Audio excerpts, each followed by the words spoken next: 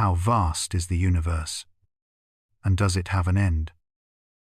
That question opens the full weight of wonder, awakening in us an ancient curiosity beneath the endless dark curtain of space. In this journey, I will guide you across distances that make every number feel humble, where light must travel billions of years before whispering a single truth, and where each star seems to murmur about our true place in the cosmos.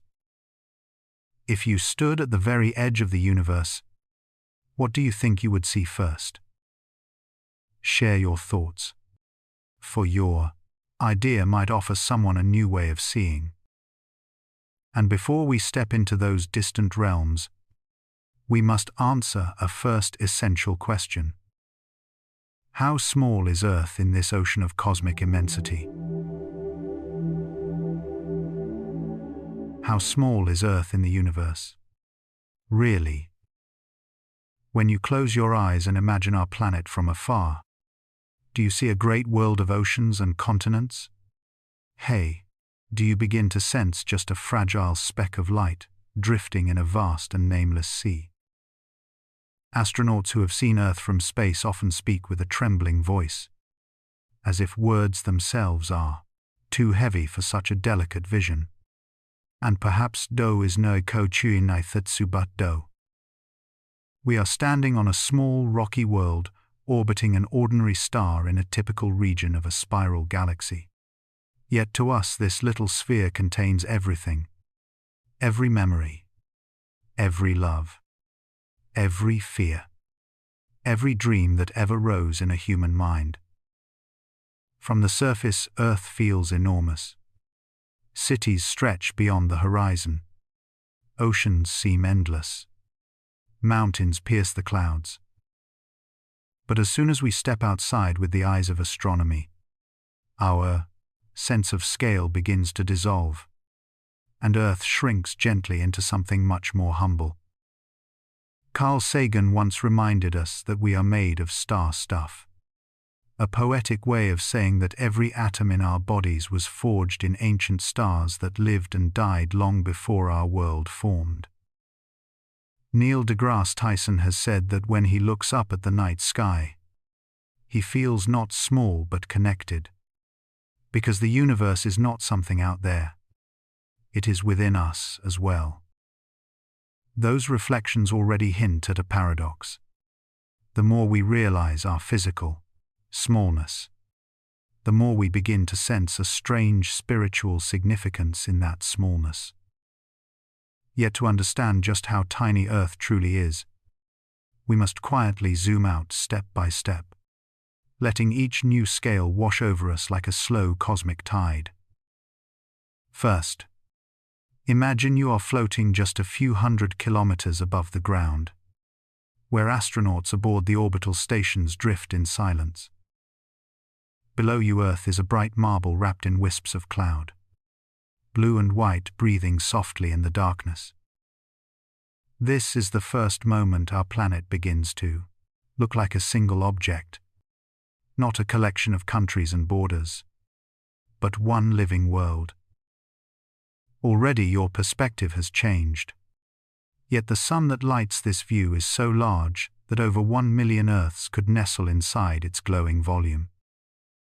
Our planet is now like a grain of dust circling a lantern in the night, warmed by its fire, yet almost nothing compared to its size. Then you drift farther out, beyond the orbits of the other planets, until the sun itself becomes a small bright star among many.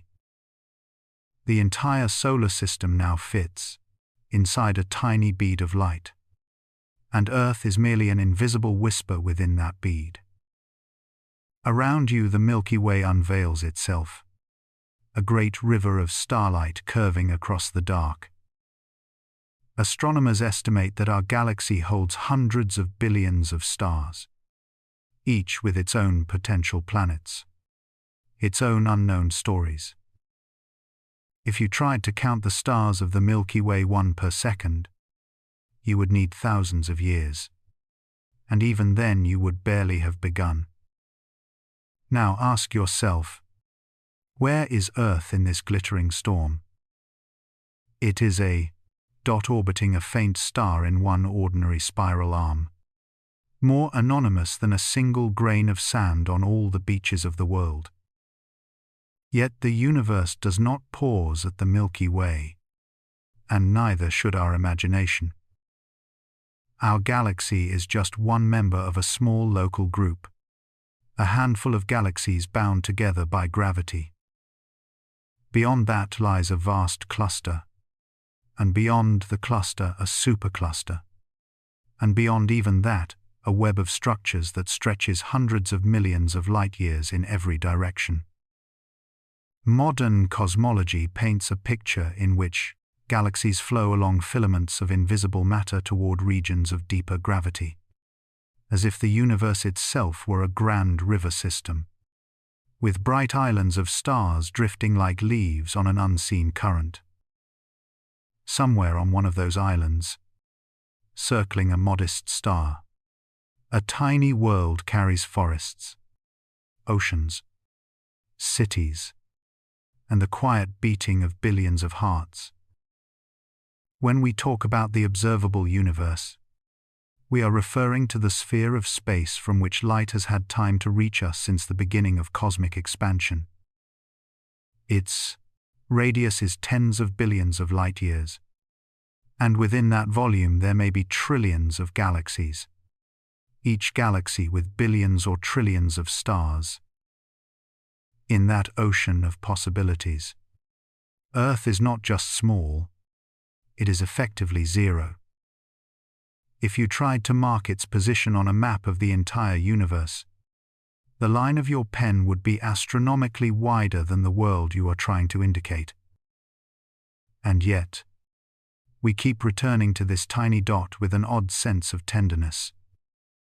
Perhaps this is why the famous image of our planet as a pale blue point of light in the darkness moves so many people to tears.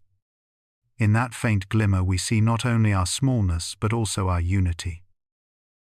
One of the deepest lessons of modern astronomy is that physical insignificance does not imply spiritual emptiness. Our world may be a microscopic detail in the fabric of space, but it is also the only place we know where the universe has opened its eyes and begun to ask questions about itself. As a scientist trying to translate these immense scales into human feeling, I find myself returning again and again to a simple realization. The cosmos does not have to be centered on us for our existence to matter. In fact, our vulnerability might be precisely what makes us precious.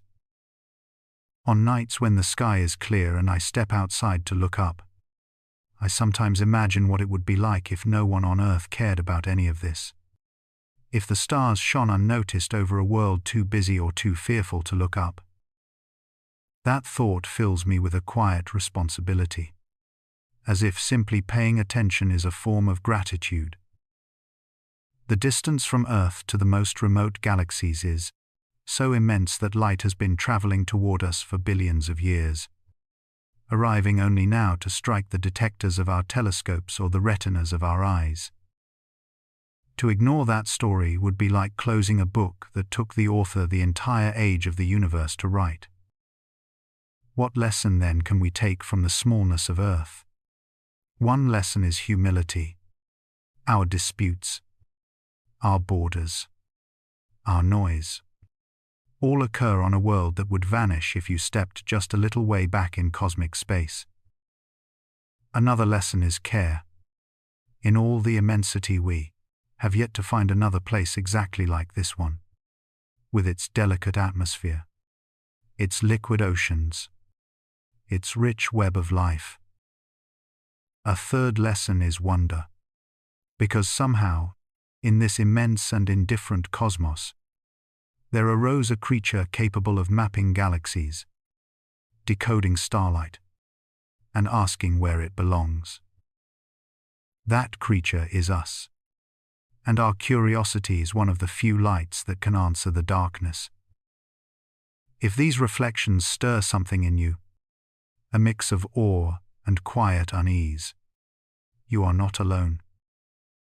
Each time you pause a moment to like or share a video about the universe. Each time you subscribe to stay with the journey, you are doing more than supporting a channel. You are saying that this story matters, that in a world often distracted by the immediate and the loud, there is still room in the human heart for the slow music of the stars. And as you add your own thoughts in the comments, wondering how small Earth is or whether there might be others looking back from distant skies, you become a co-traveler in this exploration. So yes, Earth is unimaginably tiny when weighed against the scale of the universe. It is a brief glow on a minor world in a modest galaxy flowing through a cosmic web too vast for any map. Yet within that glow unfold all the questions that give meaning to size itself.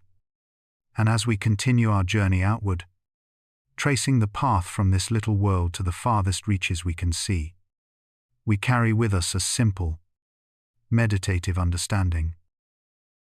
To know how small Earth is not to feel worthless, but to realize that in the grand quiet of the universe, every conscious moment on this pale blue dot is infinitely rare and deeply worth cherishing.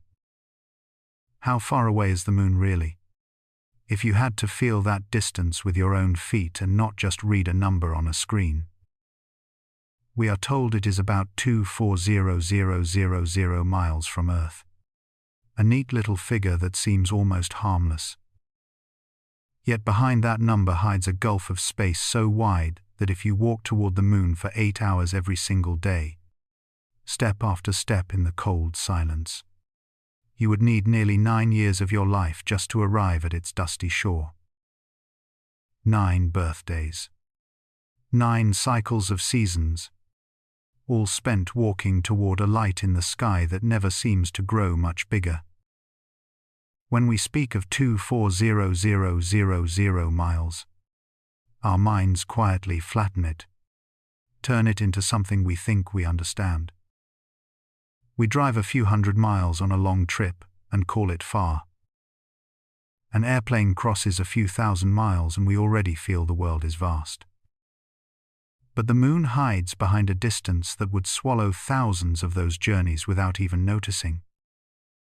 If you tried to drive a car to the moon at highway speed, never stopping, never sleeping, you would still need many months of continuous motion. The gap between Earth and moon is not an arm's reach. It is an ocean of emptiness where our familiar measures begin to lose their meaning. As the physicist Richard Feynman once reminded us, nature cares nothing for our intuition, only for the numbers themselves. In that ocean, light is the only traveler that crosses with ease. It needs just a little more than a second to leap from the moon to your eyes. Yet for us, each mile of that journey would be a tiny victory wrestled from gravity and exhaustion. When we imagine walking there for 8 hours each day over nearly 9 years, we are not just doing a calculation. We are slowly feeling the weight of the cosmos press against our human scale. Every day on this imagined walk, the Earth would shrink behind you. The moon would grow only a little ahead of you, and the space between would feel endless. Step after step, you would learn that distance in space is not just length, it is time, patience, and a quiet confrontation with infinity. The Apollo rockets did what no pair of legs could ever do. They poured oceans of energy into a few minutes of thunder, clawed away from Earth's gravity, and turned that 9-year stroll into a journey of only 3 days. Yet even for the astronauts inside, the distance did not feel small. Michael Collins spoke of floating in the command module, watching the Earth recede until it became a glowing marble. And he described a strange mix of isolation and connection, as if all of humanity were contained in a single fragile jewel hanging in the dark. Neil Armstrong recalled looking back and seeing Earth as a tiny disk and feeling how overwhelmingly remote it was from the bare lunar surface beneath his boots. Their testimonies remind us that the numbers on paper become something entirely different when you are suspended between worlds. Why then do we call 240,000 miles a colossal distance? Because in that void between Earth and Moon, there is nothing to hold on to. No air, no sound, no familiar scenery sliding past the window. It is pure geometry given physical form. To cross it, you must bring everything with you. Air to breathe, fuel to burn, metal to shield you from the vacuum. Each extra mile demands more energy, more engineering, more courage. The Moon sits just far enough away that we cannot reach it by accident or by simple persistence. We must plan, calculate, and accept real risk. That is why astrophysicist Neil deGrasse Tyson often says that space is not just high, it is hard. And yet, there is a gentler side to this distance. Because it is neither impossibly far nor trivially close, the Moon becomes the perfect mirror for our own existence. When the first explorers stepped onto its surface, they were not just visiting another world. They were turning around to look back at home from a place no human had ever stood. The writer and astronomer Carl Sagan once wrote that the Earth is a very small stage in a vast cosmic arena. Nowhere does that line feel more real than when you imagine standing in lunar dust, seeing the Earth hanging in the silence like a lantern over black water. From that vantage point, distance changes meaning again. The Moon itself becomes close, solid, beneath your feet. It is Earth that looks impossibly far. All of human history, every language, every song, every war, and every love story, squeezed into a sphere small enough to hide behind your thumb if you stretch out your arm. Astronauts have often described an overwhelming sense of unity when they see this view. Edgar Mitchell spoke of an instant global consciousness, an awareness that our separations are an illusion. The so-called overview effect is not just a poetic phrase. It is a psychological response to seeing distance and fragility laid bare in a single glimpse. So when we ask how far the Moon really is, we are also asking another question. How far do we need to travel before we finally see ourselves clearly? The journey of 240,000 miles does more than separate two spheres of rock. It separates two ways of thinking. On Earth, we see nations, borders, cities, our own small problems occupying most of our mental sky. From the Moon, all of that shrinks into patterns of color and light, beautiful yet indistinguishable. The distance strips away noise and leaves only the essential fact that we share a single world moving through a vast dark sea. Imagine again that 9-year walk in your mind. Day after day, the Earth behind you would slowly dim, its continents merging into swirling bands of white and blue, while ahead the Moon would reveal craters, ridges, and plains of ancient lava. With every step number $0.5, and here I must correct myself and remain faithful to our chosen rhythm, you would feel not only physical fatigue, but a growing sense that you are leaving behind the noise of everyday life and approaching some silent temple at the edge of human experience. By the time you arrived, you would not simply be closer to the Moon. You would be farther from the illusions that once made Earth feel like the entire universe.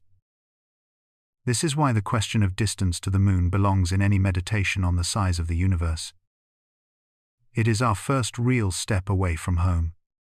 The first number that forces us to admit that space does not share our scale. Beyond the moon are planets. Beyond the planets are stars.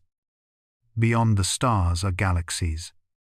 Each leap multiplying distance until 2,400,000 miles feels like the length of a single breath. But it all begins with that modest gap between Earth and Moon. A gap just large enough to transform perspective. So the next time you see the moon rising, pale and patient above the horizon, try to feel the space between you and that glowing disk. Remember the 9 years of walking it would take to cross it on foot, the 3 days of flight inside a roaring rocket, the single second of light racing across the void. Remember the voices of those who have stood there and looked back, speaking of small stages and fragile worlds. In that distance, you will find not only the measure of how far the moon truly is, but also a quiet invitation to see your own life, your own planet, from a gentler, wider, more cosmic point of view. Why should a single star become the key to measuring the vastness of the cosmos? The question rises softly beneath the quiet hum of space, like a ripple of ancient curiosity moving across the human mind. When we look toward the sun with care and protection, of course, we do not usually see a tool. We see warmth, radiance, the steady, glowing presence that shapes every hour of life on Earth. Yet for astronomers, the sun becomes something else entirely, the first great anchor of distance, a luminous yardstick that helps us speak about the unimaginable. 1 astronomical unit, 1 AU, the average distance between Earth and its star, is far more than a number. It is the beginning of perspective. For most of human history, the sky appeared like a painted canopy, distant and unreachable. We saw stars pricked against darkness, planets wandering like curious sparks. But we could not imagine depth. We could not imagine space as a vast ocean where worlds drift on invisible currents. Only when we understood that Earth moves around the sun, and not the other way around, did the first true sense of distance appear before us like a doorway slowly opening. How far is the sun? What does it mean that a gulf of emptiness stretches between us so wide that even light needs time to cross it? The AU became our first answer, the first step in a cosmic staircase whose upper levels vanish into mystery. Light itself becomes the storyteller here. When we say sunlight takes 8 minutes and 20 seconds to reach your eyes, we are quietly admitting that you never see the present.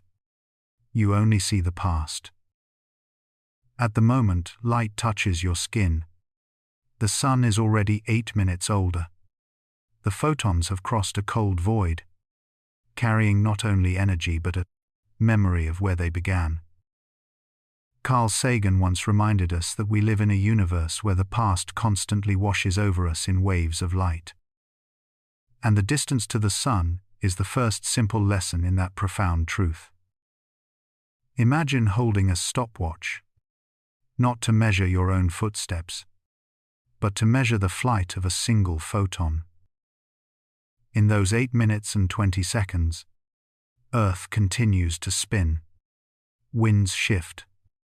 Clouds breathe across the sky. People fall in love, lose hope, rediscover it again. And when the photon finally reaches you, it brings with it the signature of distance itself, the silent geometry between Earth and the star that binds our orbit. Physicist John Wheeler once said, "Time is what prevents everything from happening at once." In the dance between light and space, time becomes the measurement that allows distance to exist at all. But perhaps the scale becomes clearer when we step away from the elegance of light and return briefly to our human pace, the familiar rhythm of a car traveling along a long highway. If you were to drive toward the sun at normal highway speed, never stopping, never resting, the journey would not end in a lifetime. It would take more than 100 years, a century of motion, of generations rising and falling, of seasons turning. And still the sun would wait far ahead, unreachable. That is the power of scale, the human measure dissolving in the presence of cosmic distance. From this one, AU, this single shimmering span of emptiness, we build the entire map of our solar system. Jupiter becomes 5 AU, enormous and distant. Neptune nearly 30 AU. Each orbit becomes a heartbeat. Each AU, a repeated note in a celestial rhythm.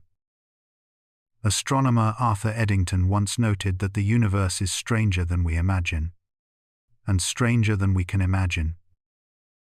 And perhaps that strangeness is why we cling to AU, a small island of comprehension in an ocean of ungraspable scale. Once the AU is known precisely, we can extend the ladder farther, outward to the nearest stars, outward to the center of the Milky Way, outward to galaxies drifting in the deep. The AU becomes the seed from which larger units grow, like the light year, which is simply the next translation of cosmic distance.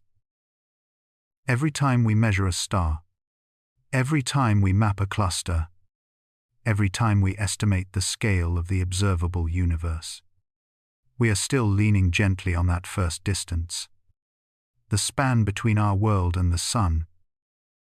There is something beautifully human in using a star as a ruler. We cannot touch the sun, cannot approach its surface with our fragile bodies. Yet we can measure it, name it, place it at the heart of our mathematical cosmos. It is like standing on a shoreline, using the length of your stride to measure the horizon. Stephen Hawking once said that science is not only a discipline of reason, but also one of romance. Each AU, each 8 minutes 20 seconds of light, each impossible century of imagined driving, becomes a thread in that quiet romance. And in the gentle hush of evening, when sunlight softens into the pale glow of the moon, perhaps the meaning becomes clearer. The distance to the sun is not merely a unit. It is a story about time, about longing, about our need to translate the vast into something we can hold within thought. From this story, we extend our imagination outward, mapping the cosmos, reaching for galaxies we may never touch. The sun does more than light our days. It illuminates our measurements, our theories, our enduring desire to understand the universe. And while it burns across its 8-minute gulf, we continue to use it as the first stepping stone toward stars still waiting in the dark. What if the distance to Mars were not a simple fixed number at all, but a slow cosmic heartbeat deciding when we may approach our neighboring world and when we must wait in silence? We often hear that Mars is about tens of millions of miles away, and yet sometimes the figure is 35 million miles, other times 250 million miles or more, and for a mind quenched in everyday scales this feels almost absurd. How can the same planet live both so near and so far? And why must our spacecraft drift for 6 to 9 long months through the dark just to cross this shifting gulf? As we slow our thoughts down to a gentle orbit around these questions, the story of Earth and Mars stops being a dry diagram in a textbook and starts to sound like a dance between two wandering lights on the face of time. Imagine the solar system not as a static picture, but as a grand clockwork where nothing is ever still. Earth circles the Sun at one speed, Mars at another, and the distance between them keeps changing the way the distance between two runners on a circular track is, always changing as they lap each other again and again. When Mars is at its closest, during what astronomers call opposition, Earth has slipped between the Sun and Mars so that all three are nearly lined up in a straight geometry. In those rare favorable alignments, the gap can shrink to roughly 35 million miles. A moment when the red world almost leans toward us like a quiet neighbor stepping closer to the fence between two houses. At other times, the two planets stand on opposite sides of the Sun, and the distance swells towards 250 million miles or more. Like two ships sailing around a circular ocean, yet passing each other only briefly before drifting far apart again. This changing separation is not chaos. It is rhythm. A rhythm measured in what scientists call the synodic period. About 26 months between one favorable Mars opposition and the next. Every 2 years or so. The universe gives us a narrow window where sending a spacecraft is economical and physically sensible.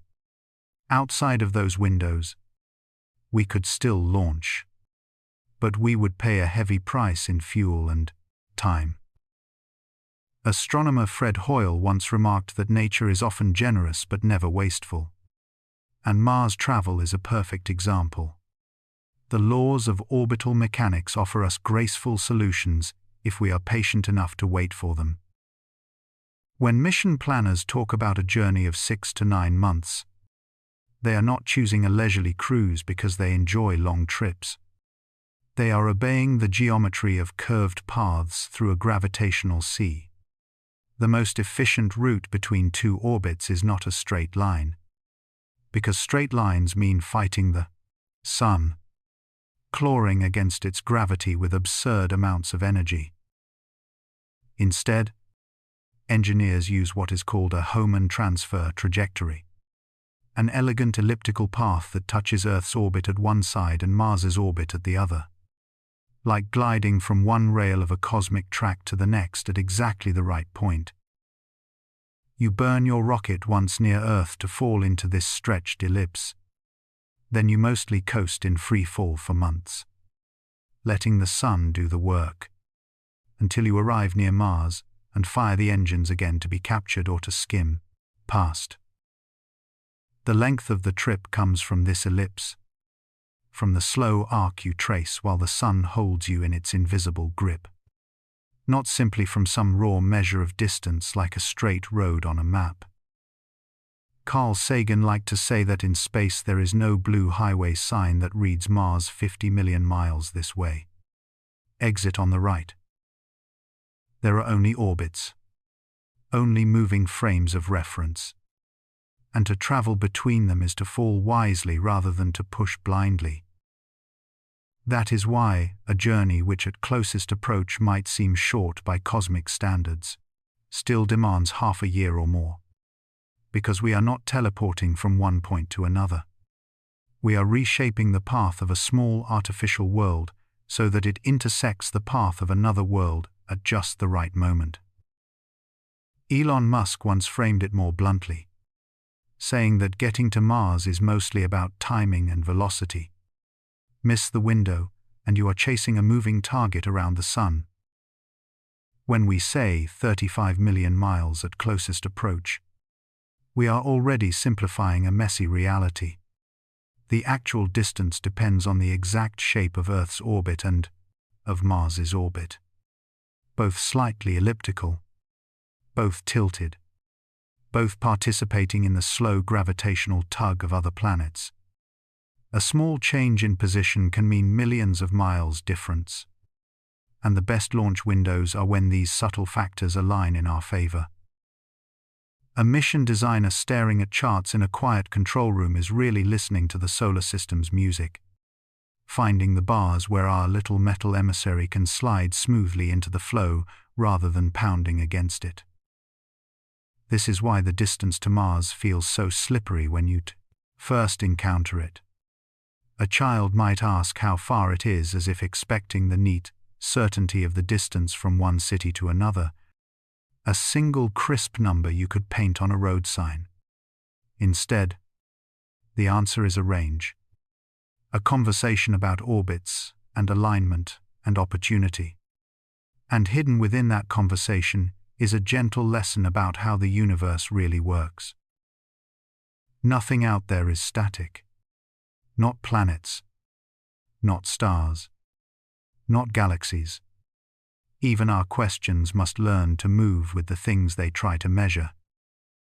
The travel time of 6 to 9 months also reflects our technological humility. We could shorten it with more powerful engines, nuclear thermal propulsion, advanced electric drives. But each idea carries its own engineering and political burdens. For now, chemical rockets and well-timed Hohmann transfers are our reliable companions. Robert Zubrin, a strong advocate for Mars exploration, often argues that the physics is not our enemy. He says the real barrier is willpower on Earth rather than distance in space. And yet, distance still shapes our psychology. 6 months is long enough for isolation, for risk, for the sense that once you commit, there is no quick return. As you imagine a spacecraft slowly leaving the cradle of Earth, picture it not as a speeding bullet, but as a leaf caught in a vast and patient river of gravity. It drifts along the curve of its transfer orbit. The Sun, a steady presence, Earth shrinking behind as a pale star, Mars growing ahead as a rust-colored point that very gradually resolves into a world with canyons and clouds and polar ice. The months that pass are not wasted. They are the natural breathing of the trajectory, the quiet time in which that leaf finds its way from one eddy of the river to another. In a sense, the varying distance to Mars and the slow voyage required to reach it mirror our own journey of understanding.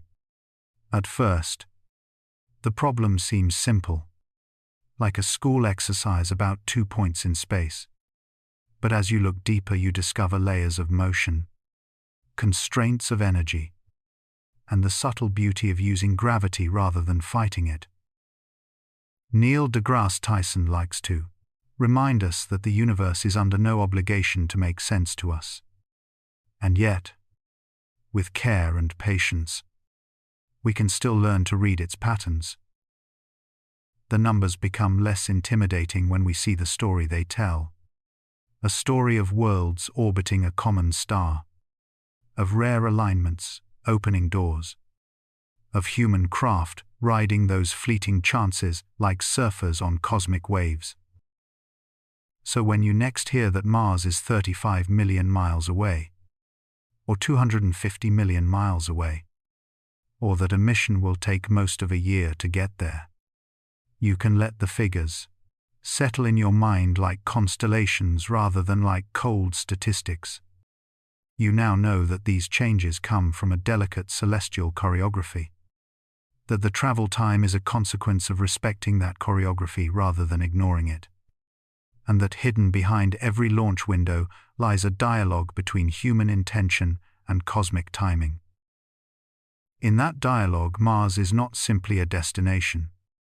It is a partner in a slow, meditative dance across the dark. And we, tiny and determined, are just beginning to learn the steps. Have you ever wondered why one world in our solar system is vast enough to swallow all the other planets, while another lies so far away that our brilliant sun fades into just a sharp star in a blue-black sky? When we speak the names Jupiter and Neptune, we are not only naming distant spheres of gas and ice. we are touching two extreme notes in the great symphony of distance and scale that the universe plays for us in silence. In the slow breath of the cosmos, these two giants invite us to step outside our small familiar world and feel how space stretches and deepens until our ordinary sense of near and far begins to dissolve. Jupiter waits first, glowing like a pale lantern in the outer dark beyond the warm orbit of Earth and Mars. Astronomers call it a gas giant, but that phrase is almost timid compared with the reality. If Jupiter were a hollow shell of cloud and storm, you could pour every other planet of the solar system into it: Mercury, Venus, Earth, Mars, Saturn, Uranus, Neptune, and even the debris of dwarf planets, and still there would be room left inside. Its volume is more than 1,000 times that of Earth. Its mass more than 300 times greater. Yet when you look up from your backyard, it is just a bright, wandering point among the constellations. Carl Sagan liked to remind us that our senses are poor guides to cosmic truth, that the universe is not obligated to be simple just because our eyes prefer simplicity. In the deep bands of Jupiter, the atmosphere stacks in layers of hydrogen and helium, churning with ammonia clouds and mighty storms that could swallow continents. The famous Great Red Spot is larger than Earth, a vortex that has raged for centuries like a patient hurricane in slow motion. To drift above it in an imaginary ship would be to float over an abyss of wind and color, cream and rust and ochre folding into each other like breath on a cold morning. Neil deGrasse Tyson once remarked that when you stand on Earth, you are standing at the bottom of an ocean of air. On Jupiter, that ocean becomes so deep and heavy that the distinction between atmosphere and planet blurs, and our tidy definition of a surface begins to fail. Because Jupiter is so massive, its gravity reaches outward like a quiet guardian, shepherding asteroids and comets, deflecting some that might otherwise threaten the inner worlds. Many planetary scientists have suggested that without this giant, our own fragile Earth might have endured far more devastating impacts. Perhaps too many for complex life to arise in peace. In that sense, Jupiter is not only immense in size, it is immense in consequence. A vast unseen shield in the darkness. When we say that Jupiter could contain all the other planets, we are not merely reciting a trivia fact. We are acknowledging that the thick architecture of the solar system is built around this colossal presence. Yet even Jupiter does not truly teach us how lonely distance can feel.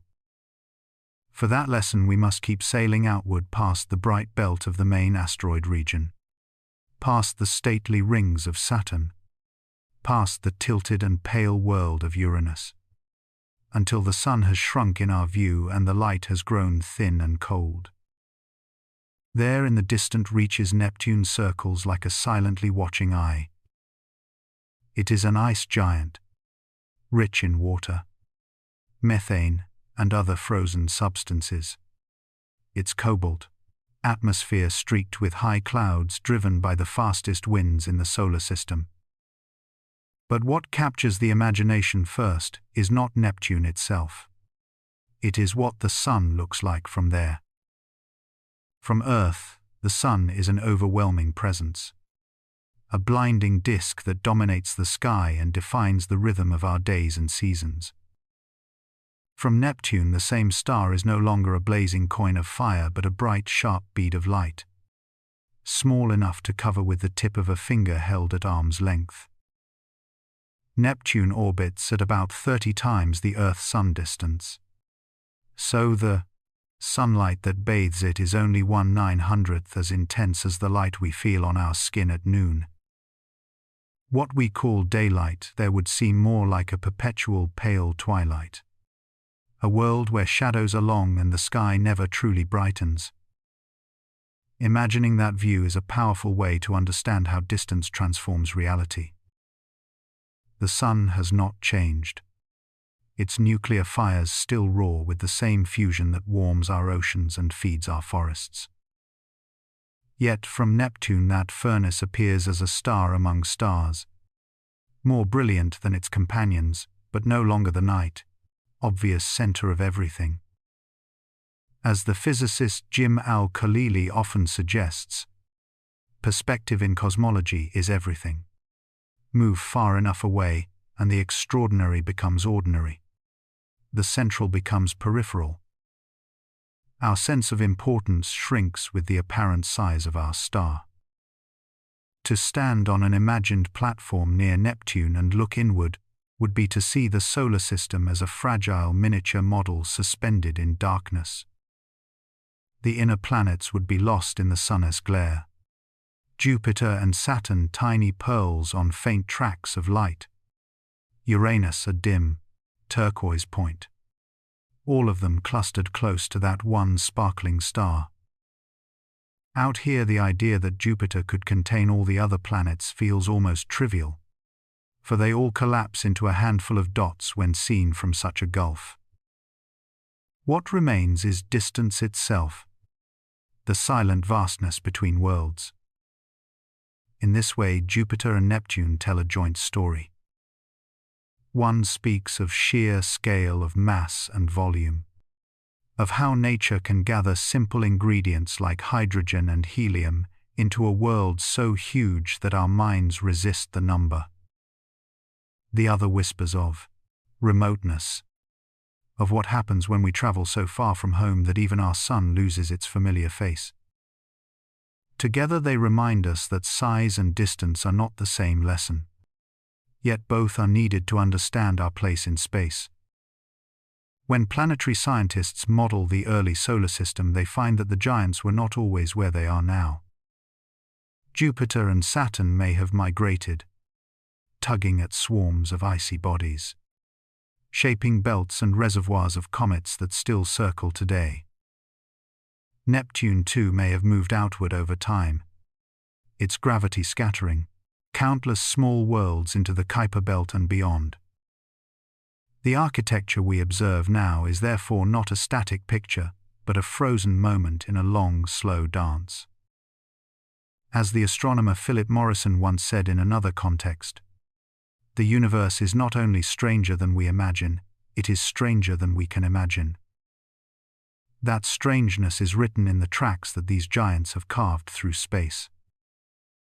If we close our eyes and listen with the inner ear, we can almost hear them. Jupiter ruddy and immense, turning once every 10 hours in a rush of storms. Neptune deep, blue and distant, circling the sun over a span of 165 of our years. Around them moons wheel in silent choreography. Io with its sulfur volcanoes. Europa with its hidden ocean. Triton with its geysers that erupt into the dim Neptunian sky. Each of these worlds could itself be the subject of a lifetime of study, yet they are in some sense footnotes to the great giants they orbit. We are reminded of how William Herschel described the heavens as a kind of natural history written in light. And here in the chapter on our own system, the largest characters are Jupiter and Neptune. From the perspective of a human lifetime, these worlds are fixed and eternal. From the perspective of cosmic time, they are temporary patterns in a changing flow. The sun will age, brightening slowly, and one day far in the future, the delicate balance of orbits may shift again. When we contemplate Jupiter's ability to hold all other planets inside its volume, or the frail look of the sun from Neptune's realm, we are really contemplating the richness of possibilities that gravity and time can produce from a single collapsing cloud of gas long ago. And what of us? On our modest Earth, we measure these facts with equations and telescopes. We send robotic emissaries to taste the winds of Jupiter and to fly past the blue face of Neptune. We draw diagrams. We render computer models.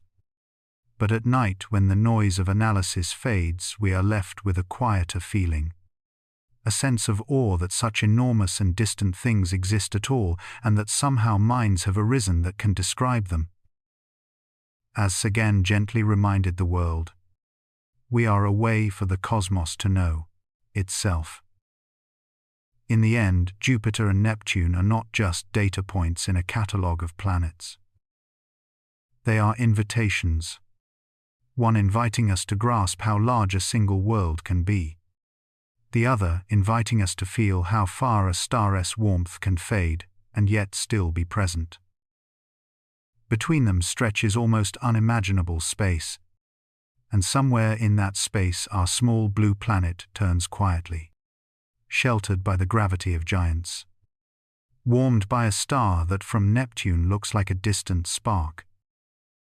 To think about these things slowly and carefully is to slip for a moment into a meditative state with the universe itself, a kind of cosmic breathing in and out, in which our worries shrink and our curiosity expands. And as we drift in that feeling, we may find ourselves ready to ask more questions, to follow the path beyond Jupiter and Neptune into the still deeper night that surrounds them. What truly waits at the farthest edge of the sun's fading breath? And why did humanity dare to send two fragile messengers into that quiet abyss in search of an answer? This question rises like a soft ripple in the mind, a shimmer of curiosity that pulls us outward beyond the familiar glow of planets and rings and storms, past the boundaries of warmth that once defined our cosmic home. It is here that Voyager 1 and Voyager 2 begin to speak again, not with voices, but with the patient language of data, endurance, and the profound silence of the interstellar wind brushing against aging metal. Carl Sagan once whispered that somewhere something incredible is waiting to be known, and these two spacecraft became the hands we extended into that unknown. Voyager 1 did not simply travel. It escaped. It broke the invisible tether of the sun's influence through a sequence of celestial encounters as graceful as choreography and as ancient as gravity itself. Launched in 1977 during an alignment of outer planets so rare it comes once in more than a century, Voyager 1 was granted a cosmic highway that could not be repeated in a lifetime. Jupiter pulled it closer, then flung it forward with a swing of its immense gravity. Saturn curved its path again, lifting it out of the plane of the solar system into a lonely arc that pointed toward the northern galactic sky. With each turn it gathered speed until the sun's grip weakened and eventually surrendered, a moment that transformed a human creation into an interstellar traveler. In the years that followed, the spacecraft drifted farther than any dreamer of old could have imagined, moving through a region where the sun's solar wind grows thin, weakened by distance, and gradually overcome by the particles and fields that belong not to our star, but to the galaxy itself. Scientists called this transition the heliopause, but the word barely hints at its beauty. For this is not a line but a twilight belt where two great breaths meet, the outward sigh of the sun and the soft exhale of the Milky Way. When Voyager 1 crossed that threshold in 2012, it became the first object crafted by human hands to slip into interstellar space. A milestone not only of science, but of spirit, for it echoed something deep within us that longs to step beyond every familiar horizon. Neil deGrasse Tyson once said that the universe is under no obligation to make sense to us. Yet Voyager continues to help it speak in a language we are just beginning to understand. And still, from that unimaginable distance, the little machine sends its whispers home, traveling at the speed of light, but requiring more than 22 hours to reach Earth. A delay that reveals not weakness but the immense scale that surrounds us. Imagine a signal as delicate as a feather drifting through darkness that has never known dawn, crossing billions of miles, dodging dust and magnetic fields and the quiet static of cosmic rays. arriving finally at a radio dish on a small, blue world it left behind decades ago. That delay carries the weight of time itself, reminding us that distance in the cosmos is not measured merely by miles but by patience, by longing, and by the willingness of light to journey farther than we ever will. Voyager 2, though following a different path, shares the same soul of exploration, visiting Uranus and Neptune, the icy giants that guard the outer regions of our solar system, sending back images of cerulean clouds and shadowed rings and moons that swirl with ancient secrets. Through its eyes we learned that the outer planets are not quiet. They are theaters of storms and blue winds and tilted magnetospheres that break the rules we thought all planets followed. It too now approaches the edge, moving slowly toward the same heliopause that welcomed its sibling into the interstellar sea. Yet among all the treasures the voyagers delivered, none shaped our understanding of ourselves more deeply than a single photograph taken from billions of miles away. The pale blue dot. Carl Sagan requested the image near the end of Voyager 1's camera mission, urging NASA to let the spacecraft turn back toward the Sun one final time. He knew what the picture could reveal even before it was captured. And when the faint pixel of Earth appeared suspended in a ray of scattered sunlight, the world fell silent. In that single speck lived every human joy and sorrow, every war and every act of kindness, every triumph of art and science, every dream whispered by a child, and every farewell spoken beside a grave. Sagan later wrote that our planet is a mote of dust in a sunbeam, the only home we have ever known. And his words transformed a photograph into a meditation on the fragility of meaning itself. The pale blue dot became more than an image. It became a mirror held up to the cosmos and to our own hearts, reminding us that the vastness which surrounds us does not diminish our existence. It elevates it. For on that small shimmering point consciousness arose, curiosity awoke, and a species of fragile beings dared to ask questions that even stars cannot answer. Questions like, where does our solar system truly end? What lies beyond the fading touch of the sun? And does the darkness ahead conceal silence or symphony? Voyager's journey is slow now, the power fading, the instruments growing tired, the warmth of its plutonium heart gradually dimming with the years. Yet there is a gentle grace in this twilight, a sense that the spacecraft is no longer merely exploring but dreaming, drifting through currents of interstellar particles like a small wooden boat drifting through a cosmic tide. Its golden record, filled with music and greetings and the heartbeat of a mother, spins silently within it, a message to any distant intelligence that might one day find this wandering seed of Earth. The record carries laughter, whale song, raindrops, and the pulse of humanity as it was in 1977, a time capsule adrift forever in the velvet sea between the stars. And so we listen, not only to the data streams but to what they symbolize, that humanity is capable of reaching beyond fear, beyond limitation, beyond the narrow borders of a single world. The Voyagers remind us that exploration is not an act of conquest, but of communion, a way of touching the universe with humility and curiosity. They tell us that edges are not endings, that boundaries are invitations, and that the unknown does not push us away but gently pulls us forward.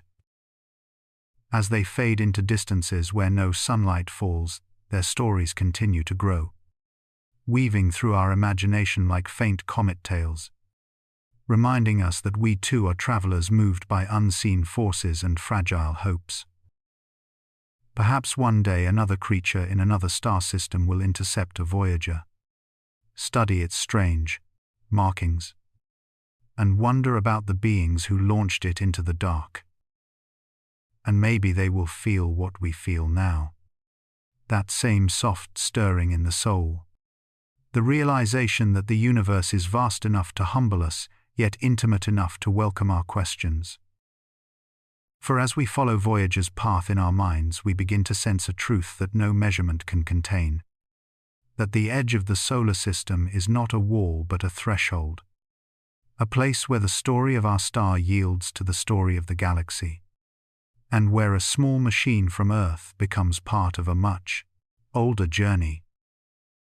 And as its faint signal reaches us across the cold silence of space, it carries not just information but a quiet reminder that we are capable of sending our curiosity farther than our bodies can go, and that somewhere ahead, even beyond the sun's last whisper, new questions are waiting to unfold in the patient light of the stars.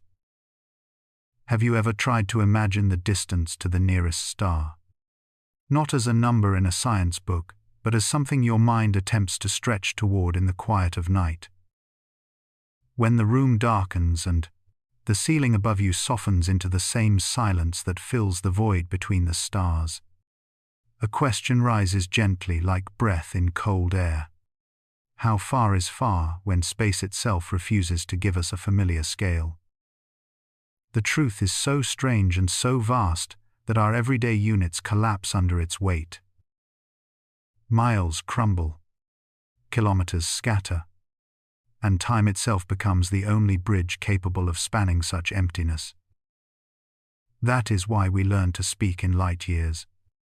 Not because we wish to be poetic, but because the universe left us no choice. Carl Sagan once said that extraordinary claims require extraordinary evidence.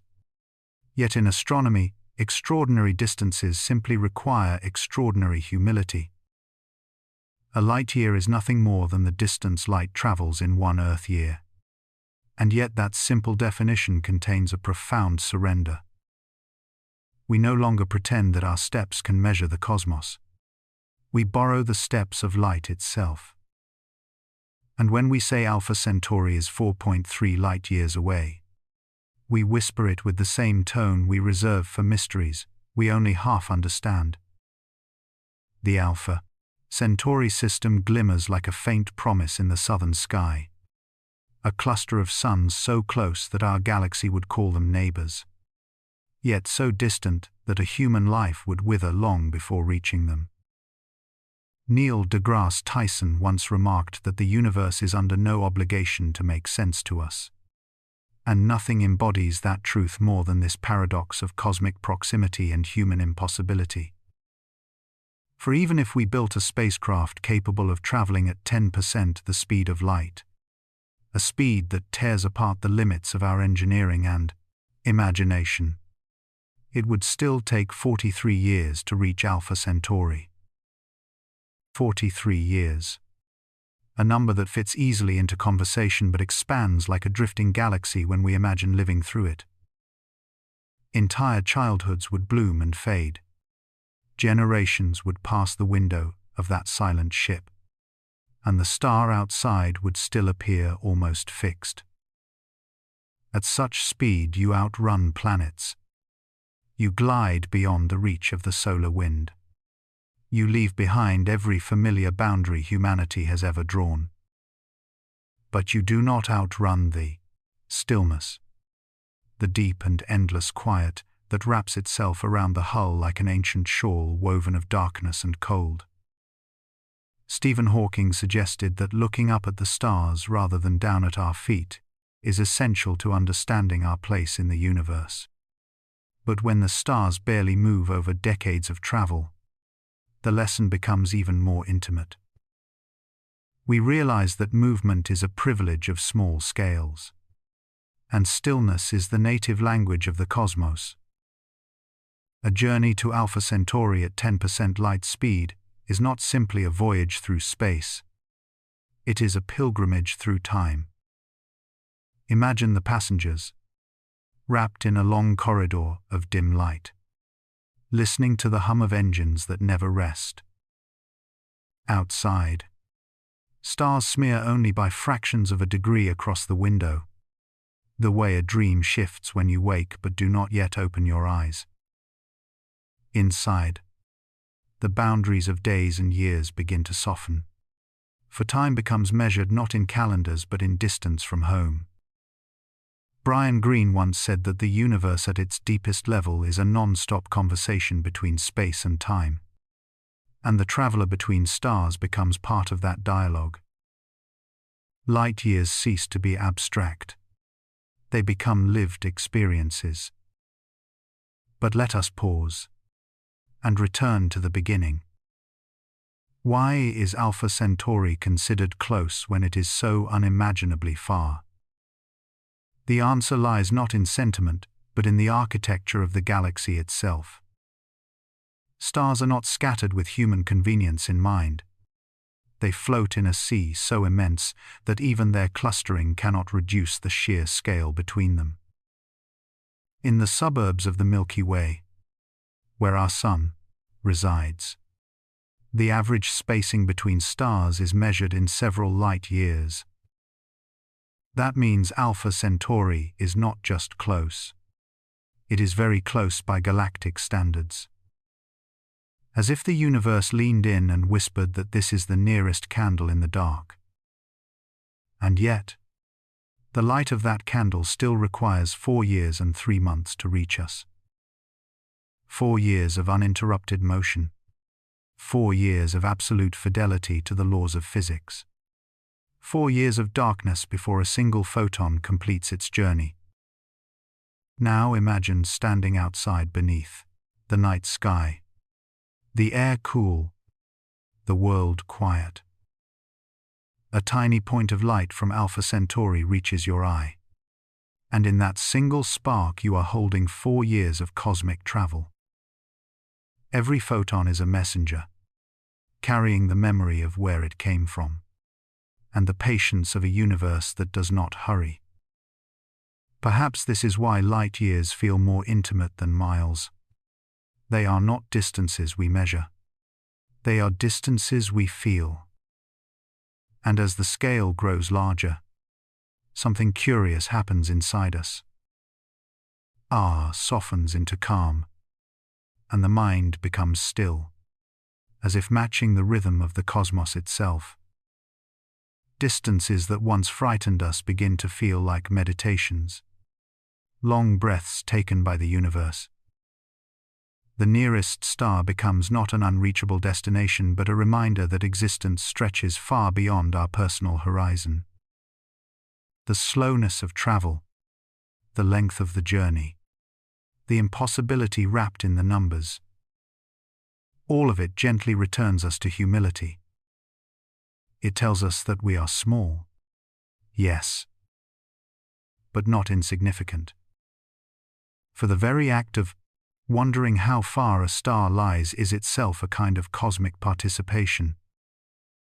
We are made of atoms forged in stars, as Sagan reminded us. And so when we contemplate the distance between suns, we are contemplating our own origins stretched out across time. The journey to Alpha Centauri is too long for a human lifetime, yet it is short enough for human imagination. And imagination is the first engine of exploration. One day, perhaps, the children of our descendants will look back at us with gentle nostalgia, saying that we lived in the era when the nearest star still felt impossibly far. By then, the void may no longer seem so large. The silence may no longer feel so final. Until that day arrives, we stand here, beneath a sky that has watched civilizations rise and fall, trying to understand a distance so vast that our language cracks under its weight. But in that struggle, something beautiful emerges. A sense of belonging to a story that began long before us and will continue long after. The distance to the nearest star is not merely a measurement. It is a quiet invitation to breathe slower, to think wider, to feel deeper, and to remember that in this vast and patient universe, even the smallest consciousness can reach across light years simply by wondering. Have you ever wondered where exactly we are sitting inside the great river of stars we call the Milky Way? When we look up on a clear night, our eyes meet a pale band of light stretching across the sky. A soft, glowing cloud that ancient cultures imagined as spilled milk of a goddess or the path of souls crossing the heavens. Today, we know that gentle band is an enormous spiral galaxy, a spinning disk of gas and dust, and hundreds of billions of suns. And yet, in the grand census of the cosmos, the Milky Way is quietly classified as ordinary. A typical large spiral. Nothing special.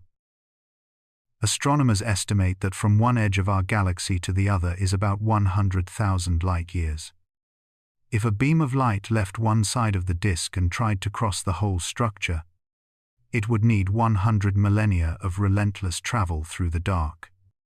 That scale is almost impossible for the human mind to hold. So we reach for comparisons. If the solar system shrank to the size of a small coin lying in your palm, the Milky Way would be a vast country stretching from horizon to horizon. And you would be standing somewhere far from any border. Yet even with this staggering size, our galaxy is far from the largest structure of its kind. Out there in the catalogues of deep sky surveys lie giant ellipticals and swollen clusters of stars whose diameters dwarf our home by factors of several. There are cosmic cities where perhaps 10 times more stars crowd together in spheres far larger than our disk. Next to those monsters, the Milky Way is like a comfortable mid-sized town in a universe that also contains incomprehensible megacities of light. Carl Sagan once reflected that astronomy is a humbling and character-building experience.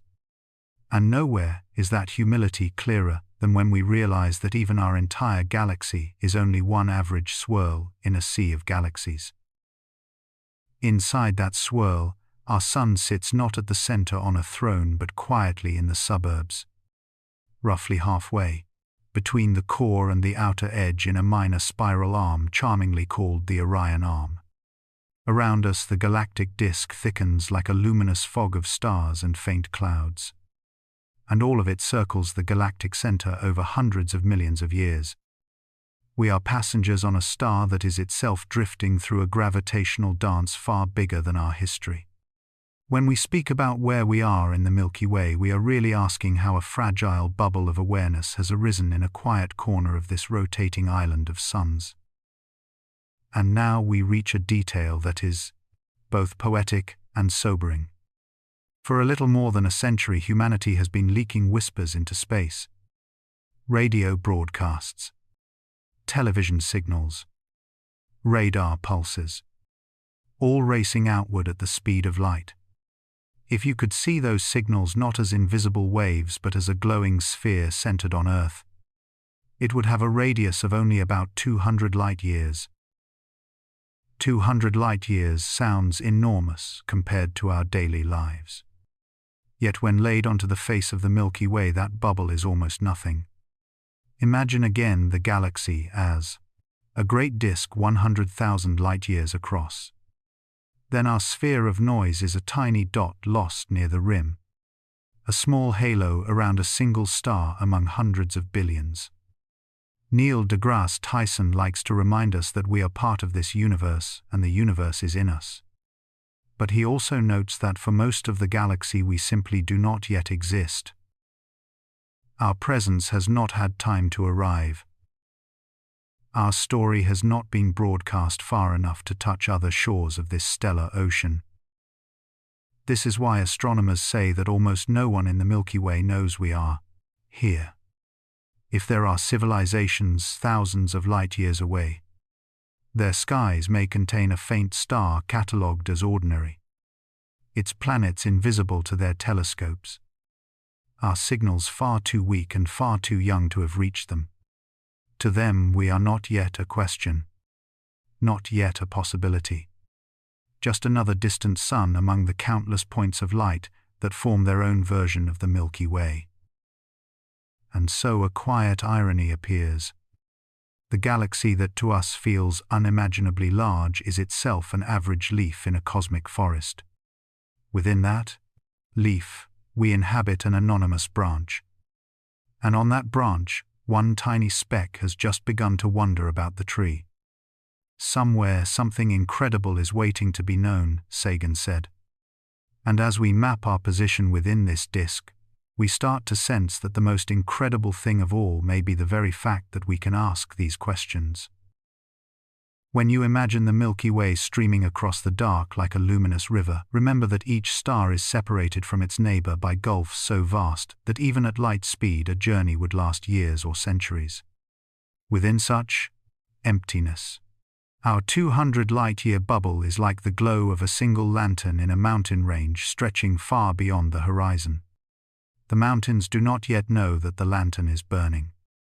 But the light keeps traveling, photon by photon, second by second. If you close your eyes and picture our position, you might see the galaxy from above. A pinwheel of pale arms turning slowly. Near the edge, a tiny dot marks the sun. Around it, a faint circle shows the reach of our signals. Beyond that circle, the stars are still silent to us. And we are still silent to them. In that silence, there is something deeply meditative. A reminder that most of reality lies outside our immediate perception. Waiting. Not impatient. Simply there. From this perspective, the questions in your heart change their tone. Instead of asking only how big the Milky Way is, you begin to ask what it means for a conscious species to bloom inside one of its arms.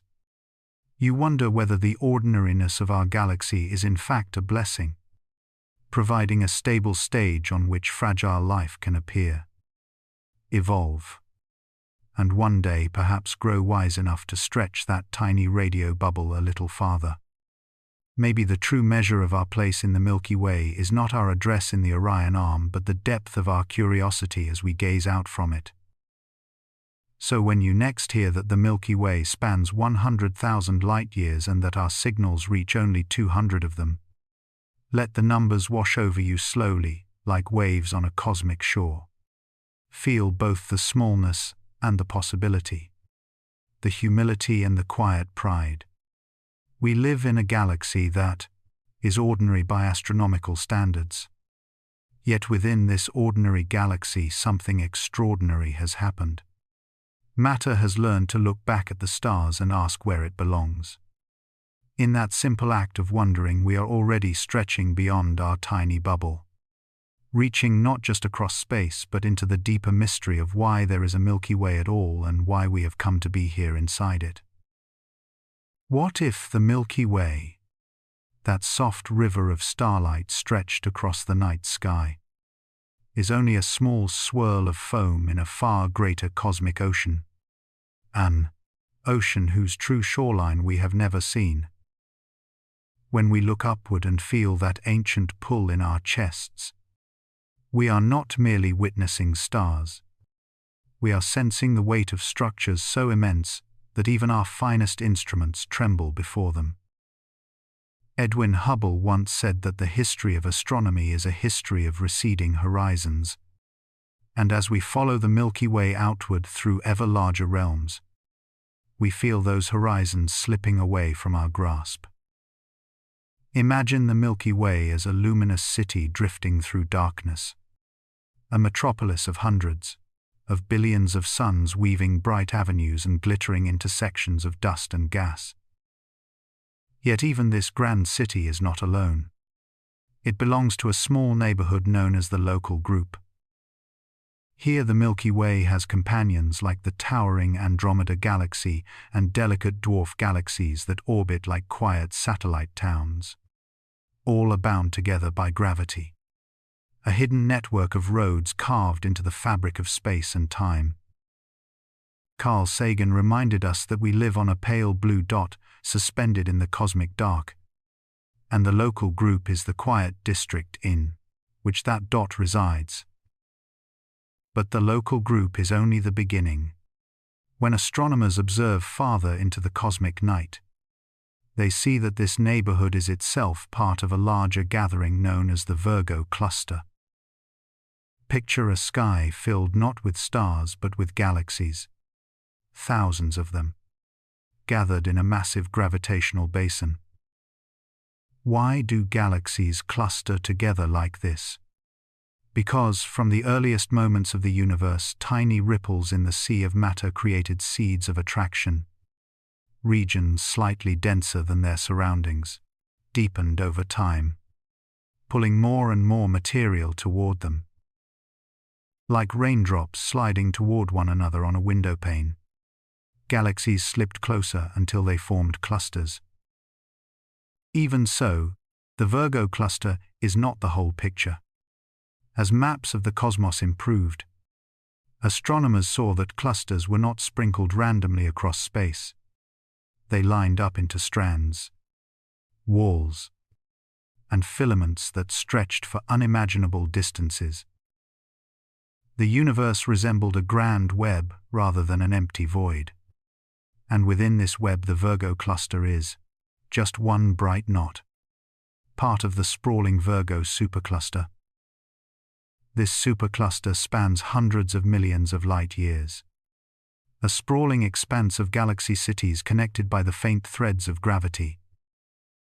Some scientists compare these superclusters to cosmic megacities, where each individual galaxy is only a single tower in an endless skyline. And then came the revelation that reshaped our cosmic address. Researchers like Brent Tully realized that even the Virgo supercluster is only a province within a far larger realm. They named it Laniakea, the immeasurable heaven. Within Laniakea, more than 100,000 galaxies are not simply sitting still. They are flowing. Their peculiar velocities reveal a pattern, a drift of entire cosmic continents toward a mysterious region known as the Great Attractor. Imagine galaxies as leaves on a vast river, carried not by water, but by the curvature of space shaped by both visible matter and the unseen influence of dark matter. Jim Peebles once observed that the universe is not merely expanding, it has structure and understanding. These structures tells us where we are headed. The Great Attractor remains a puzzle. We cannot see it clearly because the Milky Way's plane blocks our view. Yet its pull is unmistakable. Perhaps it is home to an enormous concentration of galaxy clusters, or perhaps it is a region rich in dark matter that bends the paths of galaxies across millions of light years. What we know is that the Milky Way's motion is shaped not only by universal expansion, but by these deep gravitational currents. In this grand river, the Milky Way is a small vessel. The local group a nearby bend. The Virgo cluster, a great confluence. The Virgo supercluster, a wide plain. And Laniakea, the basin that gathers them all into one majestic flow.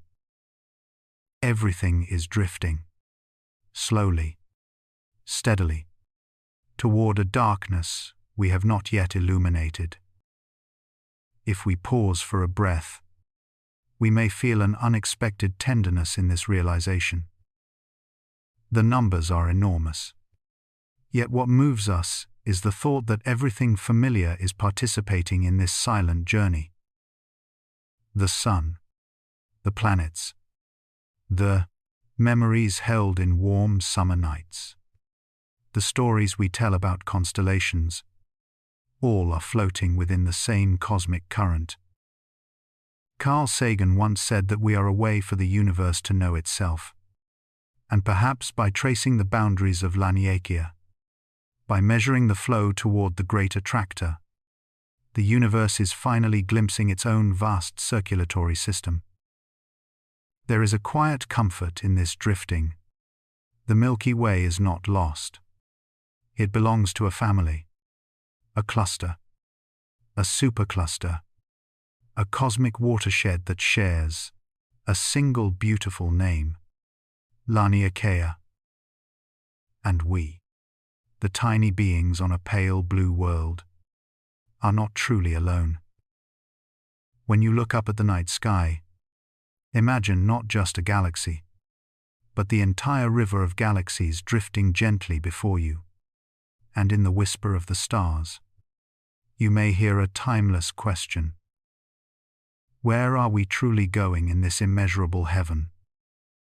What if everything we have ever seen in the night sky is only a fragile window into a reality far vaster than anything our senses were built to comprehend? The observable universe, a phrase that sounds confident and defined, is in truth nothing more than the reach of ancient light that has managed to arrive after 13.8 billion years of wandering. And even that wandering happens on a stage that has been stretching, swelling, breathing outward since the moment time itself began.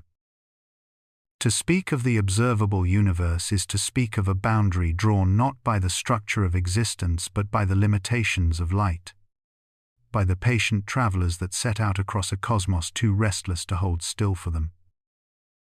Some of the most distant photons reaching our telescopes tonight began their journey when atoms were new, when gravity was only beginning its long sculpting of galaxies. And yet the space between us and those first cosmic seeds has expanded so dramatically that the distances we measure defy the simplicity of age multiplied by speed. This is why we arrive at the numbing figure of a 93 billion light-year diameter for the observable universe, a number so large it dissolves meaning. Einstein once wrote that the most incomprehensible thing about the universe is that it is comprehensible. And nowhere is that contradiction sharper than in the way space-time stretches as light attempts to cross it. Imagine the early universe as a dense, glowing fog, particles scattered like sparks in a furnace. As the fog thinned and the first photons were released to roam freely, they set off on journeys not through empty space, but through a medium expanding beneath them, like a vast ocean rising as a lone ship tries to sail across it. They moved faithfully at the speed of light, yet the shores they were moving toward receded at the same time. And because of this, when their exhausted glow finally washes upon our detectors, the place they left behind lies unimaginably farther away than light alone could have carried them in 13.8 billion years. Alan Guth once described cosmic inflation as the moment the universe grew faster than the speed of light, not in violation of physics, but because space itself is not bound by the limits imposed on anything moving within it. That early burst of expansion set the tone for everything that followed. And though inflation ended, the universe has never stopped drifting apart, like breath slowly exhaled but never fully reclaimed. It is this quiet, persistent widening that creates the gulf between age and diameter, between what is and what we are able to witness. The observable universe is not the universe, but simply the region where light has outrun expansion long enough to reach us. Inside this sphere of visibility, astronomers estimate there may be at least 2 trillion galaxies, each a glowing archipelago of stars surrounded by dark matter halos we cannot see but can measure through their influence. Each a system where planetary worlds may rise and fall entirely unnoticed by us. The scale is so extreme that even our metaphors grow shy. For how can one compare a trillion galaxies to anything human? Carl Sagan liked to say that we are star stuff contemplating the stars. But he also reminded us that our understanding is forever bounded by the faint trickle of light that has reached us across cosmic time. In that sense, the observable universe is less a structure and more a memory, an echo of what once was. Many of the distant galaxies whose signatures we collect no longer exist in the forms we see. Some may have merged, dimmed, or drifted beyond our horizon altogether. We are witnessing their ghosts. The last light of realities already rewritten by time. The expansion of space stretches not only the distances between galaxies but also the wavelengths of the light they emit, turning once bright blue starlight into deep red whispers, lowering energy, slowing frequency. What arrives at Earth is not simply light, but a transformed remnant, a message encoded in fatigue. This redshift is one of the most powerful pieces of evidence for cosmic expansion. Yet it is also a poetic marker, a sign that the universe we observe is retreating from us even as we reach toward it. Stephen Hawking once mused that looking out into deep space is also looking back in time, because the farther we gaze, the longer light has traveled to find us. Thus, the observable universe becomes not only a map of distance but a chronology, a layered record of cosmic history, unfolding from near to far. But what of the regions beyond? The places where light will never reach us? As the universe continues expanding, more galaxies cross the threshold of observability, carried outward by the shifting fabric of space-time, until even light traveling at the ultimate speed cannot overcome the widening gulf. These galaxies will fade from view, not because they cease to shine, but because the universe accelerates away beneath them. The cosmic horizon is not a wall, but a vanishing line, an ever-evolving boundary defined by the interplay of time, gravity, and expansion. Max Tegmark once wrote that our observable universe may be just one bubble in an endless cosmic foam, each bubble containing its own galaxies, its own laws of physics. Whether that is true or not, it reminds us that what we see is only a fraction of what may exist. Even within our own observable sphere, the structure is bewildering. Galaxies arranged in filaments, stretching hundreds of millions of light years. Voids the size of galaxy clusters where darkness reigns almost untouched. The cosmic web resembles the neural structure of a vast mind, and some have wondered whether consciousness itself may be a small reflection of the universe's deeper architecture. Though such thoughts remain speculation, they carry a poetic symmetry. For if the universe is the ultimate storyteller, then perhaps our existence is one of its quieter sentences. As we drift through these scales, it becomes clear that the observable universe is a lesson in humility, yet also in wonder. We stand on a small world, orbiting a single star among hundreds of billions, inside a galaxy that is only one among trillions. And still, in this immensity, we find ourselves capable of asking questions the universe does not refuse to answer.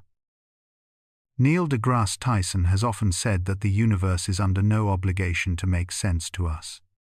Yet bit by bit, photon by photon, it reveals its nature to our instruments. Perhaps the deepest reflection is this: the observable universe is expanding, but so too is our awareness, our capacity to hold these impossible scales in the quiet of our minds. We are creatures of stardust contemplating the fate of stars, atoms of forgotten supernovae asking where the edge of existence lies. And though our questions may outpace the answers, the act of asking binds us to the cosmos in a way that measurement alone cannot capture. So we return to the beginning of this meditation, to the window through which we gaze.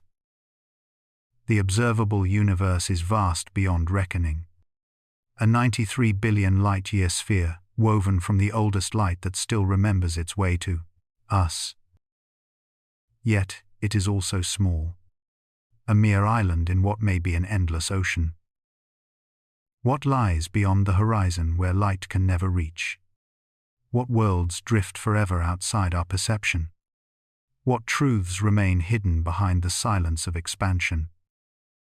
These questions linger, soft as starlight, patient as time. And perhaps that is the greatest beauty of all, that in a universe so large it escapes our grasp, the search itself becomes a kind of illumination. What if everything we can see is only a fragile window carved into an endless night? What if the edge of the observable universe is not a boundary at all, but merely the limit of our own receiving senses? This question lingers like starlight caught in the dust of ancient galaxies, a soft echo that refuses to fade. We gaze into the cosmic deep and wonder whether space stretches on forever or whether it bends, folds, and curls into shapes our minds have not yet learned to imagine. As Carl Sagan once said, that somewhere something incredible is waiting to be known, and in that waiting lies the invitation to explore what lies beyond the last horizon we can observe. When astronomers speak of the observable universe, they do not claim to describe the whole of existence. They simply trace the reach of light that has had enough time to travel to us since the birth of everything we know, about 13.8 billion years ago. But space has been stretching during all that time, expanding like a slow exhale that never ends. And because of that expansion, the edge we see is now 46.5 billion light-years away. Not because the universe is that young, but because the space between points has swollen like a tide rising beneath unseen moons. And yet, even as we speak of distance, of horizons, of the boundaries of sight, we know deep within that our instruments show us only a sliver of a far grander tapestry. Brian Greene once reflected that the universe is under no obligation to make sense to us. And indeed, the outermost regions seem to emphasize that humility with a silence so ancient it hums. Beyond the horizon, a realm stretches that no photon has ever crossed into our eyes. A realm where galaxies drift, too far and too fast for their light ever to arrive. We call these places unobservable not because they are unreachable in principle, but because their signals will never catch up to us. The expansion of space itself, carrying them away faster than even light can defeat. It is a strange thought that there are entire cosmic continents forever cut off from our knowledge, like distant shores on an ocean that recedes as we approach. Some cosmologists describe this with a quiet melancholy, others with awe, and some with the simple acceptance that reality is larger than comprehension. So the mind asks the next question with a whisper that trembles through the dark. Is the universe infinite? The word infinite is more than a number. It is a feeling, a soft vertigo rising from the center of the soul. If the universe has no boundary, then beyond our horizon extends something like a cosmic plain without beginning or end. Stars and galaxies uncountable as grains of ancient sand. If it is finite, then perhaps it curves back upon itself like the surface of a sphere, allowing a traveler to journey in one direction long enough and return to where they began. Stephen Hawking once noted that the universe might have no edge in the way Earth has no edge. There is no cliff where existence simply stops. Instead, space might bend softly, subtly, shaping a cosmos where beginnings and endings dissolve into one continuous fabric. Yet another possibility emerges from the quiet work of cosmologists studying inflation theory. The idea that in its earliest moments the universe expanded unimaginably fast. That expansion might still be happening in distant regions, blowing countless bubble universes into an ever-growing sea. A cosmic archipelago where each island holds its own laws of physics. Some call this the multiverse, a term both exhilarating and unsettling. Leonard Susskind once remarked that the multiverse could be the ultimate Copernican revolution, moving us not only from the center of the universe, but from the center of reality itself. If such a vast structure exists, then our observable universe becomes a single shimmering droplet in a rainstorm without end. But speculation alone cannot to satisfy the spirit, for what lies beyond the visible horizon also stirs something deeper than scientific curiosity. It touches that ancient longing in the human heart to press against the unknown. We feel it when looking at the faint glow of distant galaxies captured by long exposure, when we listen to the nearly silent whisper of cosmic background radiation, when we sense in the quiet spaces between thoughts that we ourselves are made of the same dust that once drifted near the beginning of time. When the universe hides its farthest regions from our view, it is not simply denying us data. It is calling us to humility, inviting us to see the beauty in mystery itself. And still the question remains why some regions will never send us their light. It is because the expansion of space has outrun their ability to reach us, as if the universe was stretching a canvas faster than any brushstroke could ever paint across it. Imagine a luminous beacon igniting in a distant galaxy, its photons racing outward with perfect determination. Yet the very space they travel through expands faster still, pulling the goalposts forever out of reach. Those photons will wander endlessly, yet never arrive. In that sense, the cosmos carries within it regions forever growing blind to each other. Islands separated not by distance alone but by the relentless unfolding of space itself. As these ideas flow together, like rivers converging into a vast ocean, another thought rises gently to the surface. Perhaps the true boundary we sense is not at the edge of the universe, but at the frontier of consciousness. Our inability to see beyond the observable cosmos may reflect not a cosmic limitation but a human one. Our instruments, our mathematics, and even our imagination are still evolving. Just as early navigators once believed the horizon marked the limit of the world, we too may someday look back at our current horizon and smile at our own smallness.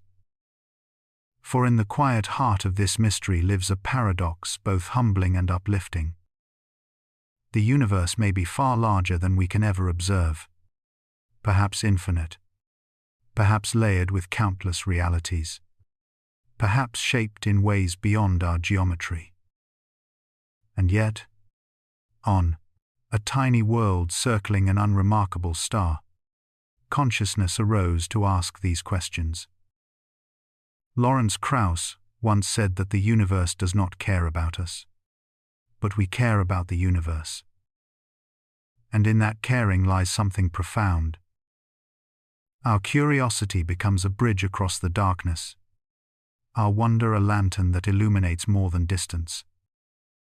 It lights the inner landscape where meaning is formed.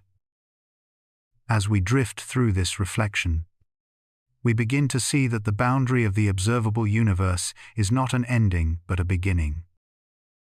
It is a reminder that knowledge grows from limitation, that wonder thrives on unanswered questions, and that the night sky becomes more beautiful precisely because it refuses to reveal all at once. What lies beyond may be unreachable, but it is not irrelevant. It shapes our sense of scale, our humility, and our awe. It calls us to expand inwardly, even when we cannot expand outwardly. So when we ask what lies beyond the edge of the observable universe, we are asking more than a scientific question. We are asking about the nature of reality, the scope of existence, and the destiny of our own understanding. Perhaps the universe is infinite, or perhaps it is finite yet unbounded, or perhaps it is merely one chapter in a library larger than imagination itself. Whatever the truth may be, the answer waits in a silence older than stars. A silence that invites us forward with a gentle hand. And as you breathe slowly, letting the vastness settle into your thoughts like soft cosmic dust, you may find that the greatest revelation is not about the universe at all. It is about us. For in our longing to see beyond the horizon, we reveal a deeper longing to understand our place in the great unfolding, to know whether the story of existence is wide enough to hold not only galaxies but also meaning. The horizon may stay forever out of reach, yet the journey toward it lights every step we take. If the universe truly hides its furthest shores, it is not to confound us. It is to remind us that we are still at the dawn of discovery. Children of the stars, learning to read the first lines of a book whose pages stretch beyond all sight. The edge of the observable universe is simply the first word, and beyond it lies a story still being written in the quiet fire of distant suns. What if everything we can see is only a fragile window carved into an endless night? What if the edge of the observable universe is not a boundary at all, but merely the limit of our own receiving senses? This question lingers like starlight caught in the dust of ancient galaxies, a soft echo that refuses to fade.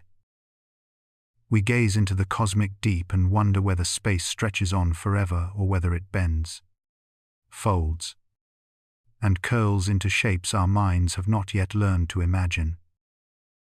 As Carl Sagan once said, that somewhere something incredible is waiting to be known, and in that waiting lies the invitation to explore what lies beyond the last horizon we can observe. When astronomers speak of the observable universe, they do not claim to describe the whole of existence. They simply trace the reach of light that has had enough time to travel to us since the birth of everything we know, about 13.8 billion years ago. But space has been stretching during all that time, expanding like a slow exhale that never ends. And because of that expansion, the edge we see is now 46.5 billion light-years away. Not because the universe is that young, but because the space between points has swollen like a tide rising beneath unseen moons. And yet, even as we speak of distance, of horizons, of the boundaries of sight, we know deep within that our instruments show us only a sliver of a far grander tapestry. Brian Greene once reflected that the universe is under no obligation to make sense to us. And, indeed, the outermost regions seem to emphasize that humility, with a silence so ancient it hums. Beyond the horizon, a realm stretches that no photon has ever crossed into our eyes. A realm where galaxies drift too far and too fast for their light ever to arrive. We call these places unobservable not because they are unreachable in principle, but because their signals will never catch up to us. The expansion of space itself carrying them away faster than even light can defeat. It is a strange thought that there are entire cosmic continents forever cut off from our knowledge, like distant shores on an ocean that recedes as we approach. Some cosmologists describe this with a quiet melancholy, others with awe, and some with the simple acceptance that reality is larger than comprehension. So the mind asks the next question with a whisper that trembles through the dark. Is the universe infinite? The word infinite is more than a number. It is a feeling, a soft vertigo rising from the center of the soul. If the universe has no boundary, then beyond our horizon extends something like a cosmic plane, without beginning or end. stars and galaxies uncountable as grains of ancient sand. If it is finite, then perhaps it curves back upon itself like the surface of a sphere, allowing a traveler to journey in one direction long enough and return to where they began. Stephen Hawking once noted that the universe might have no edge in the way Earth has no edge. There is no cliff where existence simply stops. Instead, space might bend softly, subtly, shaping a cosmos where beginnings and endings dissolve into one continuous fabric. Yet another possibility emerges from the quiet work of cosmologists studying inflation theory. The idea that in its earliest moments the universe expanded unimaginably fast. That expansion might still be happening in distant regions, blowing countless bubble universes into an ever-growing sea. A cosmic archipelago where each island holds its own laws of physics. Some call this the multiverse, a term both exhilarating and unsettling. Leonard Susskind once remarked that the multiverse could be the ultimate Copernican revolution, moving us not only from the center of the universe, but from the center of reality itself. If such a vast structure exists, then our observable universe becomes a single shimmering droplet in a rainstorm without end. But speculation alone cannot satisfy the spirit. For what lies beyond the visible horizon also stirs something deeper than scientific curiosity. It touches that ancient longing in the human heart to press against the unknown. We feel it when looking at the faint glow of distant galaxies captured by long exposure, when we listen to the nearly silent whisper of cosmic background, radiation, when we sense in the quiet spaces between thoughts that we ourselves are made of the same dust that once drifted near the beginning of time. When the universe hides its farthest regions from our view, it is not simply denying us data. It is calling us to humility, inviting us to see the beauty and mystery itself. And still the question remains why some regions will never send us their light. It is because the expansion of space has outrun their ability to reach us, as if the universe were stretching a canvas faster than any brushstroke could ever paint across it. Imagine a luminous beacon igniting in a distant galaxy, its photons racing outward with perfect determination. Yet the very space they travel through expands faster still, pulling the goalposts forever out of reach. Those photons will wander endlessly, yet never arrive. In that sense, the cosmos carries within it regions forever growing blind to each other. Islands separated not by distance alone, but by the relentless unfolding of space itself. As these ideas flow together like rivers converging into a vast ocean, another thought rises gently to the surface.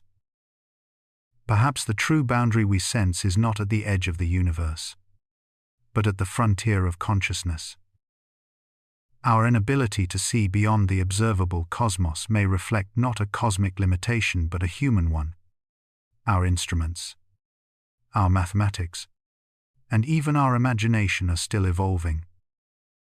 Just as early navigators once believed the horizon marked the limit of the world, we too may someday look back at our current horizon and smile at our own smallness.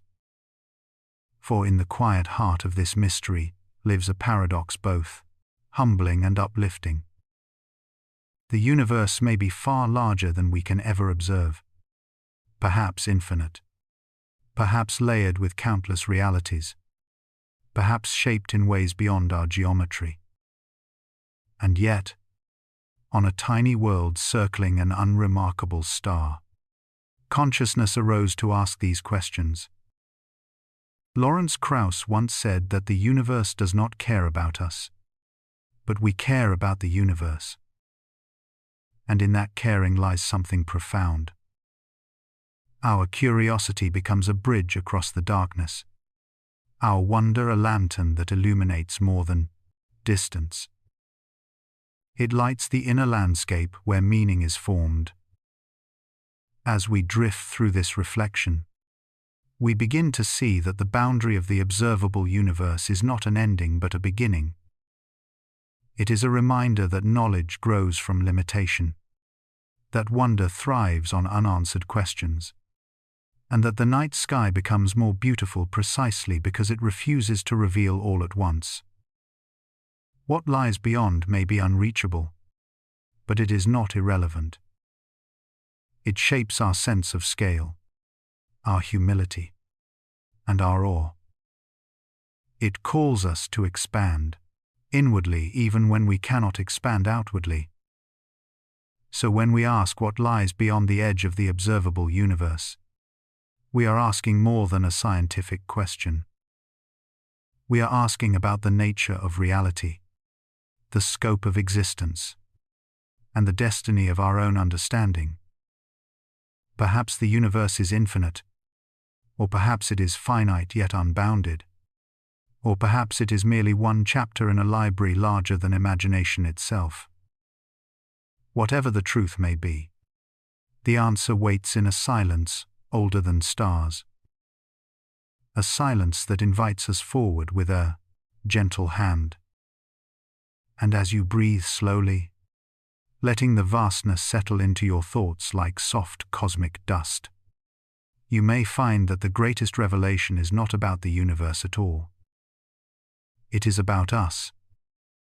For in our longing to see beyond the horizon, we reveal a deeper longing to understand our place in the great unfolding, to know whether the story of existence is wide enough to hold not only galaxies but also meaning. The horizon may stay forever out of reach, yet the journey toward it lights every step we take. If the universe truly hides its furthest shores, it is not to confound us. It is to remind us that we are still at the dawn of discovery, children of the stars learning to read the first lines of a book whose pages stretch beyond all sight. The edge of the observable universe is simply the first word, and beyond it lies a story still being written in the quiet fire of distant suns. Have you ever wondered whether the universe is merely something we look at from afar, or something that quietly awakens within us as we gaze into it? When we drift through the silent tapestry of stars, a gentle question rises like a breath in the dark. How small are we in all of this? Our world is a tiny sphere circling an ordinary sun, itself just one glimmer in a galaxy woven into the vast cosmic web.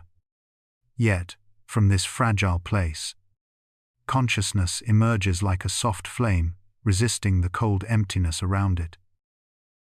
Carl Sagan once reminded us that we are made of star stuff, a poetic truth burnished by physics itself. Every atom in our bodies forged in ancient stellar furnaces long before Earth was born. Neil deGrasse Tyson often says the universe is in us.